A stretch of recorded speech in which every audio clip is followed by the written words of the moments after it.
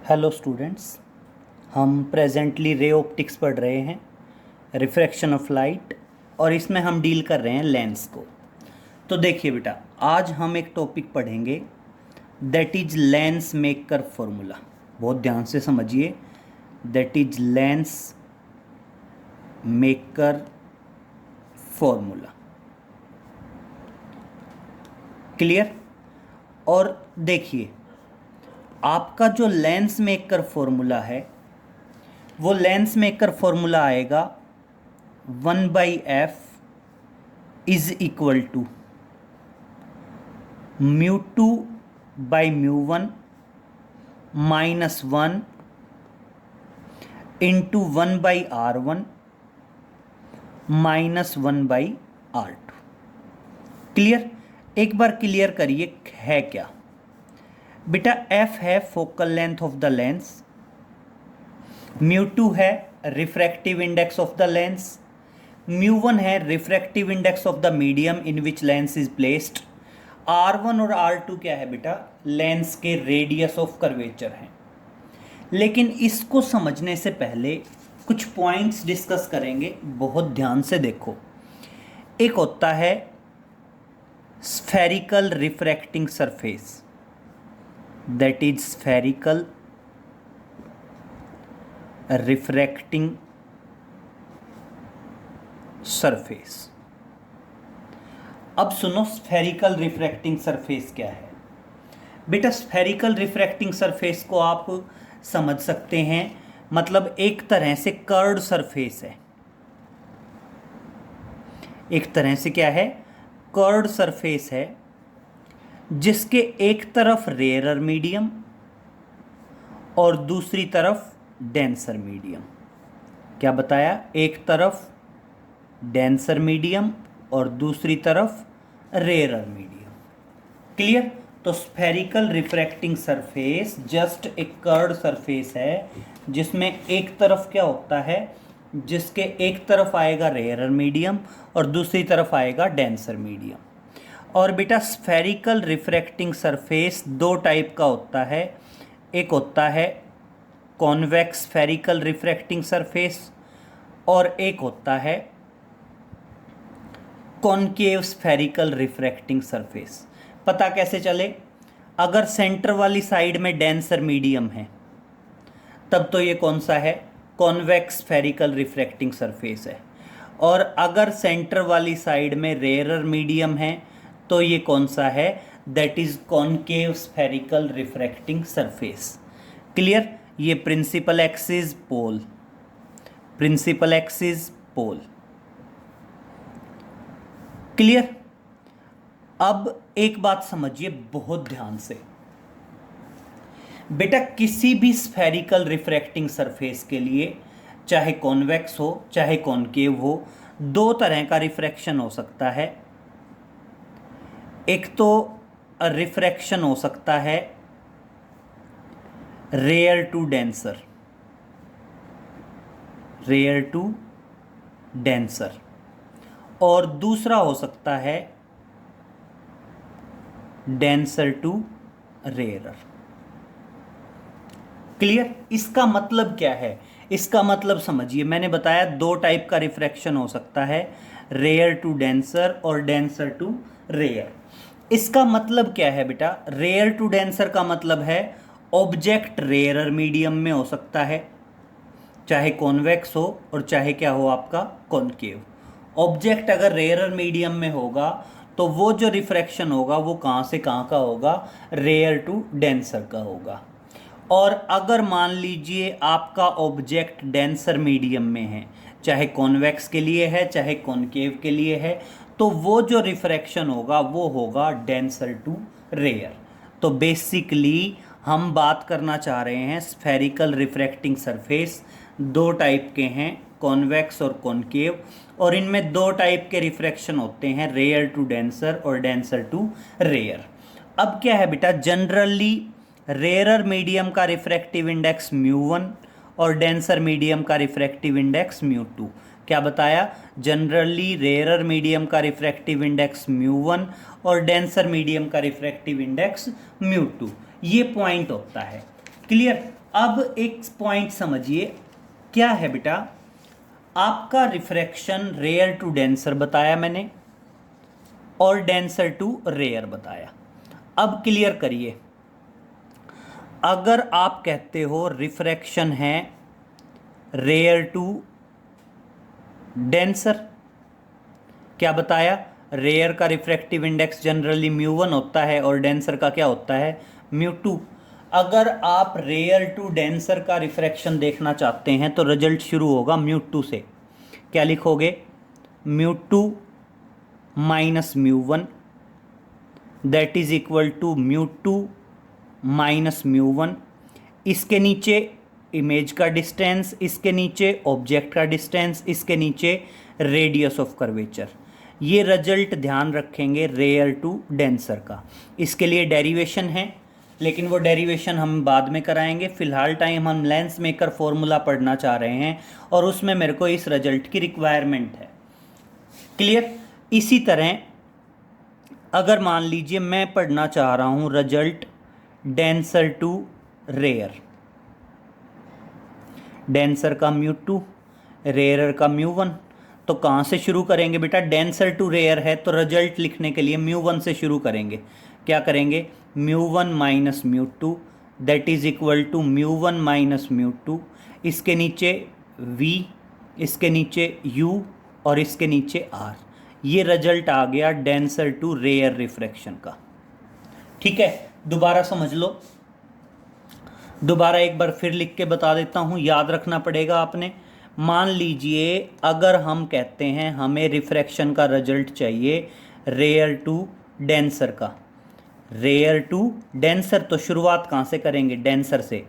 Mu 2 minus mu 1 that is equal to mu 2 minus mu 1। इसके नीचे image, इसके नीचे ऑब्जेक्ट, इसके नीचे रेडियस ऑफ कर्वेचर। अगर मान लीजिए मैं रिजल्ट चाहता हूँ किसका, डेंसर टू रेयरर का, तो कहाँ से शुरुआत होगी, रेयरर से। Mu 1 minus mu 2 that is equal to mu 1 minus mu 2। इसके नीचे इमेज, ऑब्जेक्ट और रेडियस ऑफ कर्वेचर। जैसे जनरली हम 1/v minus 1/u is equal to 1/f, मतलब उसी तरह वी यू और f आएगा। क्लियर। तो दो रिजल्ट बताए, refraction from rare to denser and refraction from denser to rare. ये दो रिजल्ट आप ध्यान रखेंगे, नोट में डाल के रखेंगे। कौन कौन से दो रिजल्ट एक बार बताना, नोट में डालने हैं। कौन कौन से दो रिजल्ट नोट में आएंगे, पहला रिजल्ट आएगा आपका नोट में, that is refraction from number 1 rarer to denser medium. तो रेयरर टू डेंसर है तो डेंसर से शुरू होगा, mu 2 minus mu 1 that is equal to mu 2 minus mu 1। इसके नीचे image, object, radius of curvature. ये रिजल्ट है किसका, रेयरर टू डेंसर का। और दूसरा refraction from denser to rarer. अगर डेंसर टू रेयरर करना चाह रहे हैं तो कहाँ से शुरुआत करेंगे, रेयरर से। Mu 1 minus mu 2 is equal to mu 1 minus mu 2 V U and R. ये दोनों रिजल्ट हमें याद होने चाहिए, रेयर टू डेंसर और डेंसर टू रेयर। इन दोनों रिजल्ट का यूज़ होने वाला है लेंस मेकर फॉर्मूले में। क्लियर। और ध्यान रखेंगे बेटा, लेंस फॉर्मूला अलग है और लेंस मेकर फॉर्मूला जो है वो अलग है। दोनों को अलग अलग डील करना है, लेंस फॉर्मूले को भी और लेंस मेकर फॉर्मूले को भी, दोनों को मिक्स नहीं करना है। ठीक है। अब चलो बात करते हैं रे डायग्राम की। यस, रे डायग्राम देखिए। बेसिकली आप ये कहते हैं, ये मान लीजिए लेंस है, मान लीजिए मैं कॉन्वेक्स लेंस के लिए बात कर रहा हूँ। ये मान लीजिए आपका कॉन्वेक्स लेंस है, ठीक है। कॉन्वेक्स लेंस है एक्स वाई। बेटा प्रिंसिपल एक्सिस है ये पोल P1, ये पोल P2 और ऑप्टिकल सेंटर है बेटा C। मैंने आपको पहले ही बताया था लेंस के अंदर दो पोल होंगे, दो सेंटर ऑफ कर्वेचर होंगे और दो क्या होंगे, रेडियस ऑफ कर्वेचर। अब समझिए, मान लीजिए आप कहते हैं ये कोई ऑब्जेक्ट है O, यस क्लियर करिए, ये कोई ऑब्जेक्ट है O, ठीक है। इस ऑब्जेक्ट से रे चली, मान लीजिए हम यहाँ पे आए, ये जो पॉइंट है, क्लियर। अब बेटा बहुत ध्यान से सुनो, इस पॉइंट पे रिफ्रैक्शन होगा रेयर टू डेंसर का, क्योंकि जनरली देखो मान लीजिए आपका लेंस एयर में रखा है, तो दोनों तरफ एयर है, तो दोनों मीडियम क्या हो गए, रेयरर, और लेंस जो है वो क्या हो गया आपका, डेंसर मीडियम। तो देखिए जब भी रे ऑफ लाइट जाएगी ऑब्जेक्ट से चलेगी और लेंस में जब वो एंटर करेगी तो उसका रिफ्रैक्शन होगा रेयर टू डेंसर का। रिफ्रैक्शन होगा तो मैंने यहाँ पे क्या ड्रा करना पड़ेगा, नॉर्मल ड्रा करना पड़ेगा। नॉर्मल कहाँ आएगा, सेंटर को ज्वाइन करने वाली लाइन, पहला सरफेस है, पहले सरफेस का सेंटर ऑफ कर्वेचर क्या आएगा, C1, और बेटा P1 से C1 क्या होगा, रेडियस ऑफ कर्वेचर R1। अब देखो रेयर टू डेंसर है तो bends towards the normal, ray of light कहाँ बेंड हो जाएगी, नॉर्मल की तरफ बेंड हो जाएगी, क्लियर। अब अगर मान लीजिए दूसरा सरफेस ना हो और रिफ्रैक्शन सीधा हो तो यहाँ पे इमेज बनेगी और इस इमेज को क्या कहेंगे, I1 कहेंगे, क्योंकि ये इमेज एक्चुअल में नहीं है, ये इंटरमीडिएट इमेज है, सिर्फ पहले सरफेस से रिफ्रैक्शन हुआ है। यस अब क्लियर करेंगे।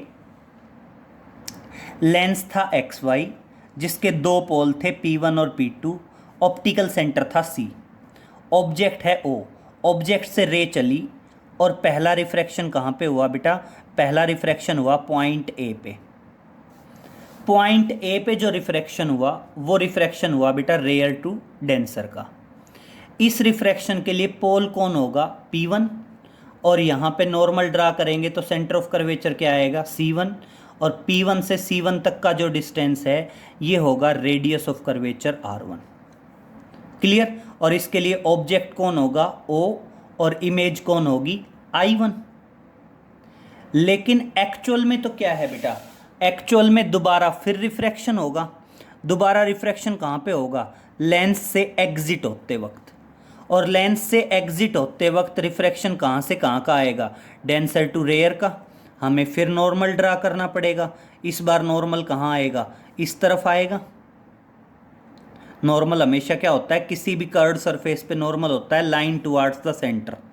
तो ये centre of curvature C2, pole P2, और ये जो P2 C2 डिस्टेंस है ये रेडियस ऑफ कर्वेचर R2। अब बेटा ये रिफ्रैक्शन है denser to rare, denser to rare क्या आएगा, अवे फ्रॉम द नॉर्मल, और अवे फ्रॉम द नॉर्मल में क्या होगा, दोबारा बेंड हो जाएगा, और दोबारा बेंड होके और ये क्या बनेगी, ये बनेगी मान लीजिए आपकी इमेज I।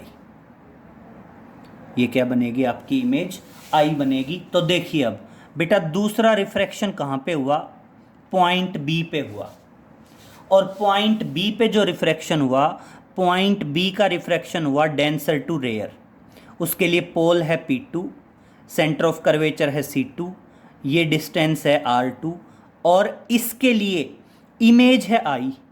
लेकिन बेटा इस रिफ्रैक्शन के लिए ऑब्जेक्ट O नहीं था, इस रिफ्रैक्शन के लिए ऑब्जेक्ट था I1, क्योंकि देखो O ने पहले रिफ्रैक्शन के बाद अपनी जो इमेज बनाई वो इमेज दूसरे रिफ्रैक्शन के लिए ऑब्जेक्ट का काम करेगी।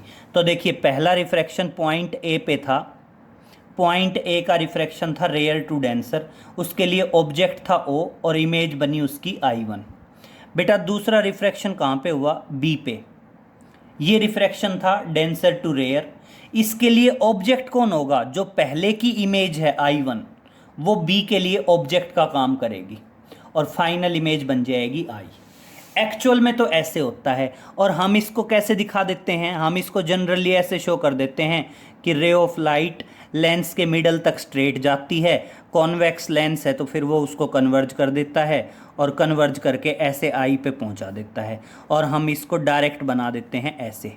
जबकि वो एक्चुअल ये नहीं है, जबकि वो एक्चुअल में क्या है, लेंस में दो बार रिफ्रैक्शन होता है। एक बार जब रे ऑफ लाइट एंटर करती है तो वो रिफ्रैक्शन होता है रेयर टू डेंसर का, और एक बार जब रे ऑफ लाइट एग्जिट होती है तो वो रिफ्रैक्शन होता है डेंसर टू रेयर का। दोनों सरफेस के नॉर्मल होते हैं। पहले सरफेस का जो नॉर्मल आएगा वो सेंटर ऑफ कर्वेचर C1 पे मिलेगा, दूसरे सरफेस का जो नॉर्मल आएगा वो सेंटर ऑफ कर्वेचर C2 पे मिलेगा। दोनों के रेडियस ऑफ कर्वेचर होंगे R1 और R2। पहले सरफेस का ऑब्जेक्ट O इमेज I1, दूसरे सरफेस के लिए ऑब्जेक्ट I1, क्योंकि जो पहले की इमेज बनेगी वो दूसरे के लिए ऑब्जेक्ट I1, और फाइनल इमेज क्या बनेगी I। क्लियर। तो चलो हम लेंस मेकर फॉर्मूले की बात करते हैं, और किसके लिए बात करते हैं, कॉन्वेक्स लेंस के लिए। तो देखिए लेंस मेकर फॉर्मूला, और किसके लिए बात करते हैं, for convex lens. Lens maker formula for convex lens. तो देखिए सबसे इंपॉर्टेंट पॉइंट है रे डायग्राम। तो हम सबसे पहले क्या कहेंगे बेटा, सबसे पहले अज्यूम करेंगे consider a lens x y. हम सबसे पहले कंसीडर कर देंगे लेंस एक्स वाई। हमने लेंस एक्स वाई कंसीडर किया,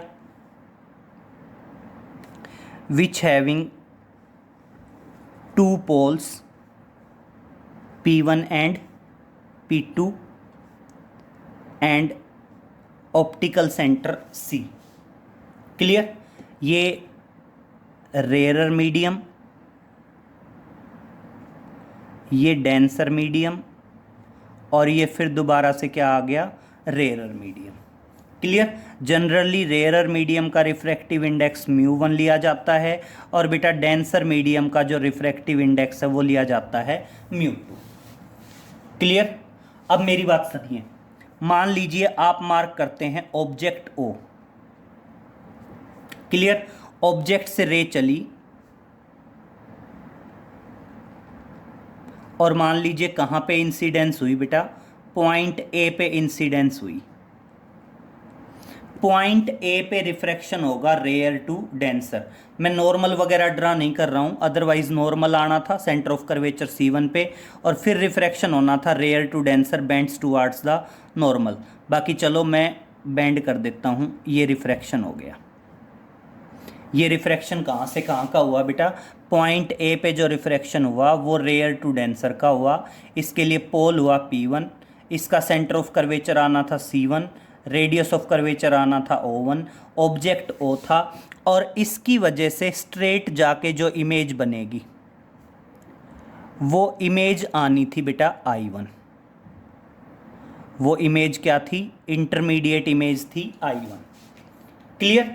लेकिन एक्चुअल में क्या होगा बेटा, एक बार और रिफ्रैक्शन होगा एग्जिट होते वक्त, और वो रिफ्रैक्शन कहाँ पे होगा बेटा, पॉइंट B पे होगा, और ये रिफ्रैक्शन होगा फ्रॉम डेंसर टू रेयर।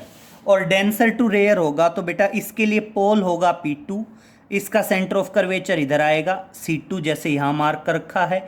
ये radius of curvature P2 C2, radius of curvature R2। अब B के लिए ऑब्जेक्ट कौन होगा, जो पहले रिफ्रैक्शन की इमेज बनी है I1, वो I1 B के लिए ऑब्जेक्ट का काम करेगी, और बेटा उसके बाद फाइनल इमेज बनेगी आपकी I। फाइनल इमेज क्या बनेगी, I बनेगी। बस इस डायग्राम में मैंने दोनों सरफेस के सेंटर ऑफ कर्वेचर नहीं दिखाए। पहले सरफेस का सेंटर ऑफ कर्वेचर इधर आना था C1, क्लियर, और दूसरे सरफेस का सेंटर ऑफ कर्वेचर इधर आना था C2 as shown in the diagram. Clear. अब देखिए बात करते हैं, पहले A को डील करेंगे। तो देखिए क्या बताओगे, now we deal with the refraction, now we deal with the refraction at point A। At point A. बेटा हम पहले क्या करेंगे, पॉइंट ए के रिफ्रैक्शन को डील करेंगे। पॉइंट ए का जो रिफ्रैक्शन है बेटा, उसके लिए पोल कौन होगा, P1। बेटा जो पहला रिफ्रैक्शन है पॉइंट ए का, उसके लिए पोल कौन होगा, P होगा, P1 होगा। और देखो हम पहले ही बता चुके हैं कि सारे के सारे डिस्टेंस कहाँ से मेजर किए जाएंगे, पोल से। तो देखो ऑब्जेक्ट का डिस्टेंस भी पोल से, इमेज का डिस्टेंस भी पोल से, सेंटर ऑफ कर्वेचर भी पोल से। तो देखो object, image, centre of curvature, सारे के सारे डिस्टेंस P1 से आए। तो अब जरा बताओ ए के लिए ऑब्जेक्ट कौन है, O। ए के लिए इमेज कौन है, I1। और ए के लिए सेंटर ऑफ कर्वेचर जो आएगा वो क्या आएगा, C1। जैसे देखो इस डायग्राम में देखिए, ए के लिए सेंटर ऑफ कर्वेचर क्या है, ए के लिए सेंटर ऑफ कर्वेचर है C1। तो इसलिए सारे के सारे डिस्टेंस कहाँ से आ गए, P1 से आ गए, P1O, P1 I1, P1 C1। और देखिए अगर लेंस का अपर्चर वेरी स्मॉल हो तो पॉइंट जो P1 है और जो C है वो दोनों एक दूसरे के बहुत ज़्यादा क्लोज होंगे। तो जो सारे के सारे डिस्टेंस है P1O है, वो P1O नियरली CO के बराबर होगा। जो P1 I1 है वो नियरली CI के बराबर होगा। तो मैं नियरली इक्वल टू का साइन लगा रहा हूँ, नियरली इक्वल टू का साइन लगा रहा हूँ, और सारे P1 को C से रिप्लेस कर रहा हूँ, CO, CI1, C1। क्लियर। अब मेरी बात सुनिए, ऑब्जेक्ट का डिस्टेंस जनरली हम U लेते हैं, इमेज का डिस्टेंस हम जनरली V लेते हैं, लेकिन ये एक्चुअल इमेज नहीं है, इंटरमीडिएट इमेज है, इसलिए V की बजाय क्या ले लेते हैं, V1। बेटा पहले सरफेस का जो सेंटर ऑफ कर्वेचर है, देखिए हमने अभी अभी बताया था, पहले सरफेस का सेंटर ऑफ कर्वेचर है C1, और P1 से C1 तक का डिस्टेंस क्या था, रेडियस ऑफ कर्वेचर R1। इसलिए ये डिस्टेंस किसके बराबर आ जाएगा, R1 के बराबर आ जाएगा। अब बेटा साइन कन्वेंशन लगाने चाहिए प्लस माइनस, लेकिन हमने ये जो रिजल्ट देखे हैं अभी अभी, रेयर टू डेंसर और डेंसर टू रेयर, ये रिजल्ट साइन कन्वेंशन पुटअप करके हैं। इसलिए यहाँ ब्रैकेट में एक लाइन लिखेंगे, sign conventions are directly applied in formula. तो देखिए क्या लिखेंगे, sign conventions are directly applied in formula, directly applied in formula. Clear. जो आपके साइन कन्वेंशन हैं वो डायरेक्टली किस में अप्लाई किए गए हैं बेटा, डायरेक्टली फॉर्मूले में अप्लाई किए गए हैं। क्लियर। अब देखिए नेक्स्ट पॉइंट की बात करते हैं।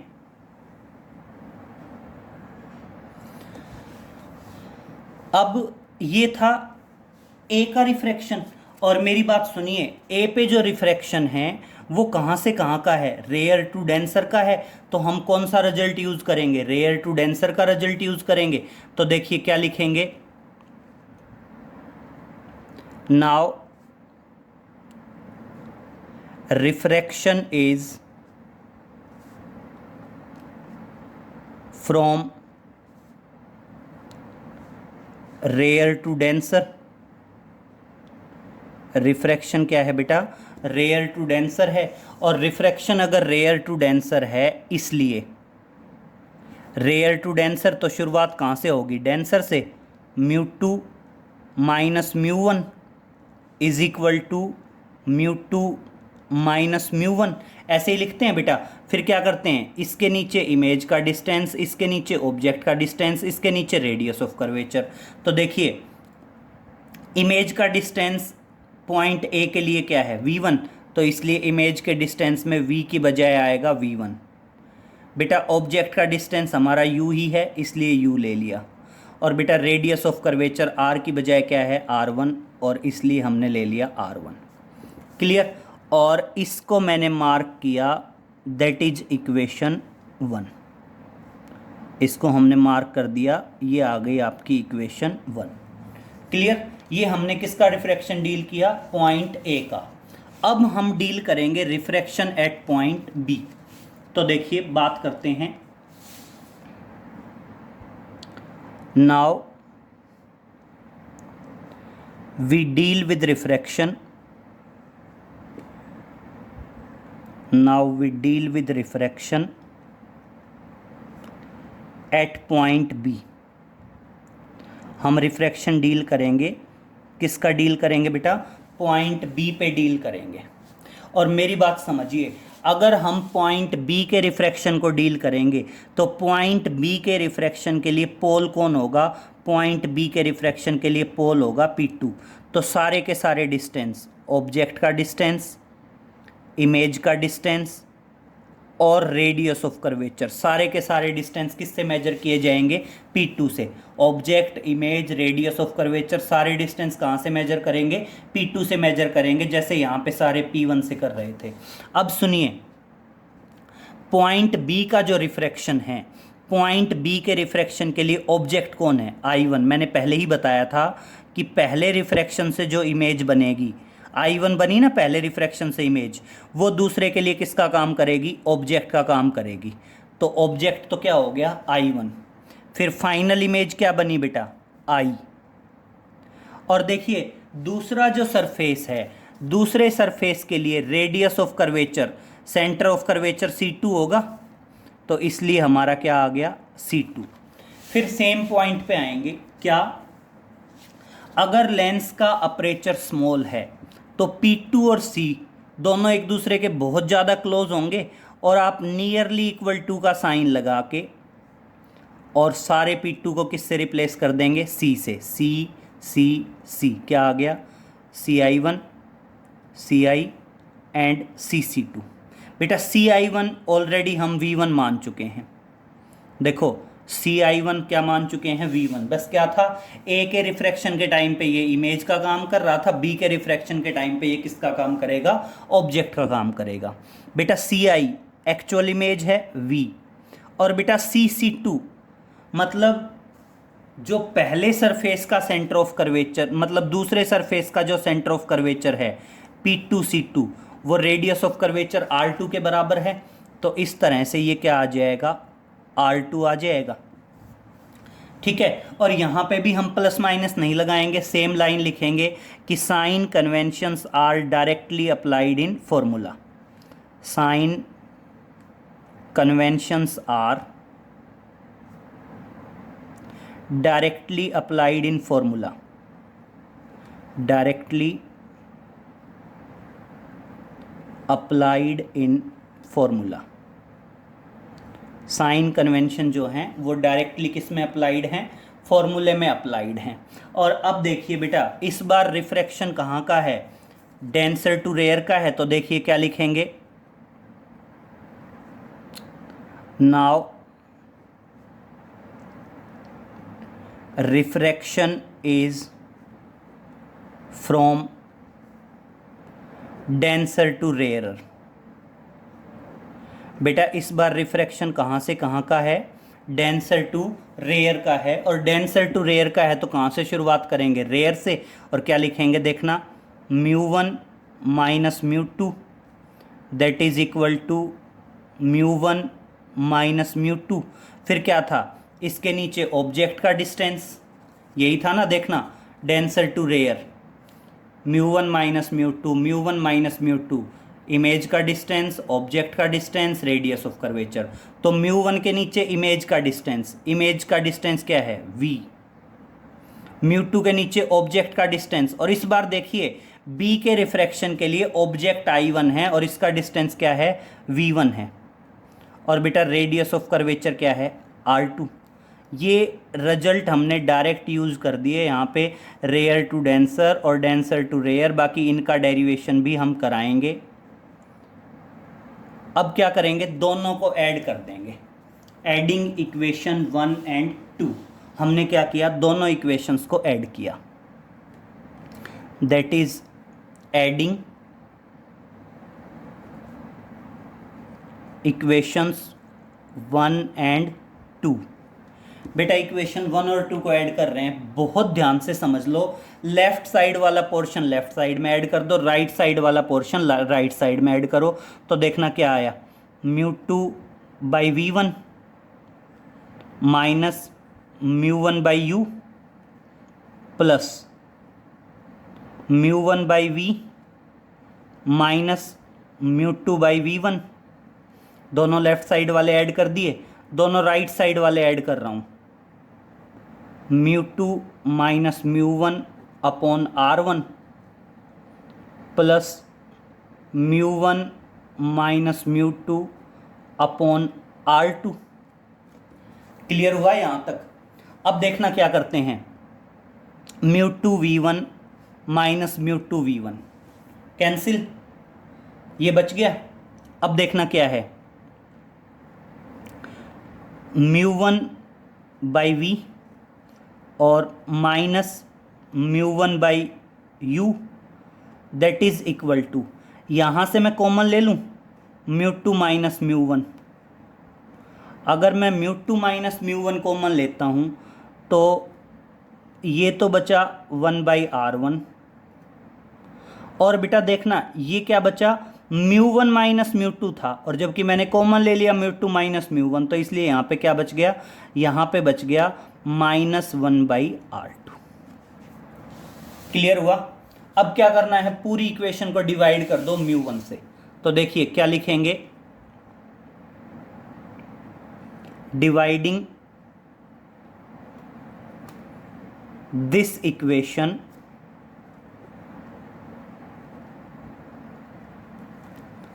बाई μ1। बेटा मैं इस कंप्लीट इक्वेशन को μ1 से डिवाइड करता हूं, तो देखिए अगर मैं कंप्लीट इक्वेशन को μ1 से डिवाइड करूंगा तो समझिए एक बार क्या होएगा, थोड़ा सा एडजस्ट कर रहे हैं साइड में। देखिए अगर मान लीजिए मैं ये कहता हूं कि हमारी कंप्लीट इक्वेशन ये थी, और इस कंप्लीट इक्वेशन को हम किस से डिवाइड करने वाले हैं, इस कंप्लीट इक्वेशन को हम μ1 से डिवाइड करने वाले हैं इसको। तो देखना μ1 से डिवाइड करेंगे तो ऑटोमेटिक क्या बचेगा, 1/v minus 1/u and that is equal to μ2 minus μ1 upon μ1, और साथ में क्या आ गया बेटा, साथ में आ गया आपका 1/r1 माइनस 1/r2। क्लियर? अब मेरी बात सुनिए, अगर आप कहते हो ऑब्जेक्ट इनफाइनाइट पे है तो इमेज किस पे होगी, फोकस पे होगी, तो v की जगह f और u की जगह इनफाइनाइट 1/इनफाइनाइट 0 हो जाएगा, और ऑटोमेटिक क्या बचेगा, 1/f। मतलब क्या कह सकते हैं, if object is at infinite, if object is at infinite, तो u तो किसके बराबर है, इनफाइनाइट के, then image is at focus, तो उस टाइम पे इमेज किस पे होती है, फोकस पे होती है। तो देखना ऑटोमेटिक क्या आ गया, 1/f माइनस 1/इनफाइनाइट that is equal to, divide कर दूं, डिवाइड कर दिया तो क्या बचा, μ2/μ1 माइनस 1 इंटू 1/r1, और माइनस में आ गया 1/r2। क्लियर? और अब मेरी बात देखिए बहुत ध्यान से, 1/इनफाइनाइट 0 होता है, ये आ गया 1/f that is equal to μ2/μ1 minus 1 and that is 1/r1 minus 1/r2। तो देखिए f तो क्या है, लेंस की फोकल लेंथ है, μ2 क्या है, लेंस का रिफ्रैक्टिव इंडेक्स है, और μ1 क्या है, the medium in which lens is placed, and बेटा r1 और r2 क्या है, दोनों सरफेस के रेडियस ऑफ कर्वेचर हैं। और अब एक पॉइंट और समझिए, if lens is placed in air. मान लीजिए मैं कहता हूं कि लेंस किस में प्लेस किया गया है, एयर में प्लेस किया गया है। हमने जो लेंस है उस लेंस को कहाँ पे प्लेस किया है, एयर में प्लेस किया है।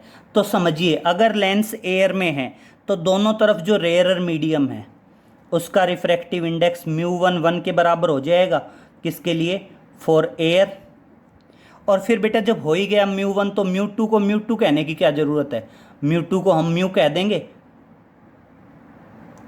और आपका फॉर्मूला क्या बन जाएगा, 1/f is equal to μ-1 into 1/r1 minus 1/r2। Clear. तो अगर मैं देखूं तो आपका एग्जैक्ट लेंस मेकर फॉर्मूला तो है ये वाला, ये जो रिजल्ट है this is the actual lens maker formula.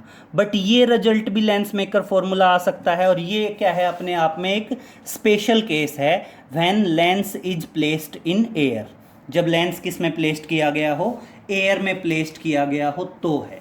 बेटा इसको आप थोड़ा सा एक बार रिवाइज करके देखेंगे क्योंकि ये इम्पोर्टेंट है काफ़ी। तो एक बार आप वीडियो को ढंग से दोबारा देख लेंगे। और अगर मान लीजिए मैं कहता हूं कि मेरे को लेंस मेकर फॉर्मूला चाहिए, और किसके लिए चाहिए बेटा, कॉनकेव लेंस के लिए चाहिए। तो देखिए हम बात करते हैं lens maker formula for concave lens. अगर मैं चाहता हूं लेंस मेकर फॉर्मूला किसके लिए, कॉनकेव लेंस के लिए, तो हम इस बार क्या करेंगे बेटा, कॉनकेव लेंस बनाएंगे।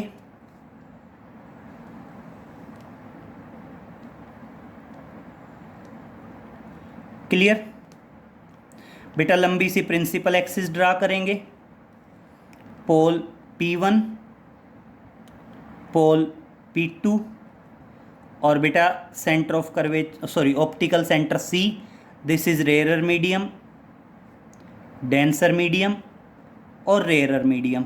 रेयरर मीडियम का रिफ्रैक्टिव इंडेक्स μ1 और डेंसर मीडियम का रिफ्रैक्टिव इंडेक्स μ2। ऑब्जेक्ट है O। ऑब्जेक्ट क्या है, O है।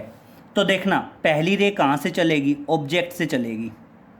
और पहला रिफ्रैक्शन कहाँ पे होगा बेटा, पहला रिफ्रैक्शन होगा पॉइंट A पे, that is rare to denser. अब सेम क्राइटेरिया, नॉर्मल ड्रा करेंगे। इस बार सेंटर इधर है तो इधर आएगा पहले सरफेस का, भाई पहला सरफेस जो है कर्ड है उसका इधर आएगा। तो देखना एक चीज़ हमेशा ध्यान रखना, कॉन्वेक्स में रे दोनों बार नीचे की तरफ डाइवर्ट होगी, एंटर करेगी तो भी नीचे डाइवर्ट होगी, एग्जिट करेगी तो भी नीचे डाइवर्ट होगी, ठीक है। और पहला रिफ्रैक्शन है वो इमेज I1 देगा, दूसरा रिफ्रैक्शन जो है वो इमेज I देगा। वैसे ही कॉनकेव में अगर हम बात करेंगे तो कॉनकेव में दोनों बार रिफ्रैक्शन ऊपर की तरफ होगा, दोनों बार रिफ्रैक्शन कहाँ होगा, ऊपर की तरफ डाइवर्ट होगी। क्यों, क्योंकि देखो पहले सरफेस का सेंटर ऑफ कर्वेचर इधर आएगा और denser rare to denser towards the normal ऊपर की तरफ बेंड होगी, और आपकी वर्चुअल इमेज बनेगी और पीछे की तरफ बनेगी वर्चुअल इमेज I1। क्लियर। तो पहला रिफ्रैक्शन A पे हुआ, रेयर टू डेंसर का हुआ, ऑब्जेक्ट O है, इमेज बनी I1। बेटा दूसरा रिफ्रैक्शन होगा पॉइंट B पे, ये भी क्या होगा, डेंसर टू रेयर होगा, और इस बार भी रे कहाँ बैंड होगी, इस बार भी रे बैंड होगी ऊपर की तरफ। कॉन्वेक्स में दोनों बार रे नीचे बैंड हो रही थी, कॉनकेव में रे दोनों बार ऊपर बैंड होगी। और अब क्या करोगे, इसको अगर पीछे की तरफ एक्सटेंड करोगे तो ये जो होगी ये आपकी फाइनल इमेज देगी I। क्लियर। तो ध्यान रहेगा कॉन्वेक्स में रे दोनों बार नीचे बैंड होनी है, कॉनकेव में रे दोनों बार ऊपर बैंड होनी है। बाकी स्टोरी सेम है कि पहला रिफ्रैक्शन A पे हुआ, rare to denser, pole P1 था, ऑब्जेक्ट O था, इमेज I1 है। दूसरा रिफ्रैक्शन B पे हुआ, डेंसर टू रेयर का था, पोल P2 है, ऑब्जेक्ट I1। मतलब पहले की जो इमेज है वो हमेशा दूसरे रिफ्रैक्शन के लिए ऑब्जेक्ट का काम करेगी, ऑब्जेक्ट I1, इमेज I। और बेटा बाकी पूरा ditto word to word same कर देना, और पूरा ditto word to word same कर देना, यहाँ से शुरू करके यहाँ तक। मतलब सिर्फ और सिर्फ क्या होना है बेटा, रे डायग्राम का डिफरेंस आना है। चाहे आप कॉन्वेक्स लेंस मेकर फॉर्मूले की बात करें और चाहे आप बात करें कॉनकेव लेंस मेकर फॉर्मूला, ध्यान रहेगा। तो लेंस मेकर फॉर्मूला था कॉन्वेक्स और कॉनकेव। मेन चीज़ हमें रिजल्ट याद रखने हैं और आपने रे डायग्राम याद रखना है, ठीक है। रिजल्ट और रे डायग्राम दोनों पे फोकस रखना है। बस ये स्टैंडर्ड रिजल्ट है और ये रिजल्ट है when lens is placed in air, ठीक है। ऐसे कॉनकेव के लिए और ऐसे कॉन्वेक्स के लिए, ठीक है। बस दोनों का रे डायग्राम याद रखेंगे।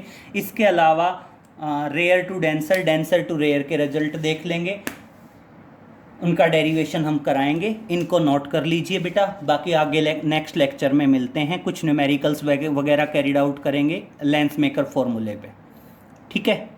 Okay, thank you.